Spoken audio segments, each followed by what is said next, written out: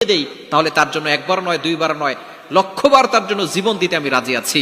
সে আল্লাহ যদি আমাকে বাঁচাতে চান, তাহলে অবশ্যই দুনিয়ার কোনো শক্তি আমাকে কোনো ক্ষতি করতে পারবে না। ইব্রাহিম আলাইহিস সালাম আল্লাহর কাছে সরাসরি সাহায্য চেয়েছিলেন একটি দোয়া পড়ে। এটা আল্লাহ তাআলা পবিত্র কোরআনুল কারীমের ভিতরে নিজেই দিয়ে দিয়েছেন। নবীজি সাল্লাল্লাহু আলাইহি সাল্লাম এই আয়াতটিও পড়ে আল্লাহ তাআলার কাছে দোয়া করেছিলেন। সেটা ছোট্ট একটি দোয়া। এই দোয়াটা যদি আপনি 1000 বার পড়তে পারেন, 1000 বার পরে যদি আল্লাহর কাছে দোয়া করতে পারেন, আল্লাহ তাআলা আপনার দোয়াগুলো অ্যাকসেপ্ট করে নেবেন, কবুল করে নেবেন। অনেকেই বলে হুজুর দোয়া করছি, দোয়া কবুল হচ্ছে না।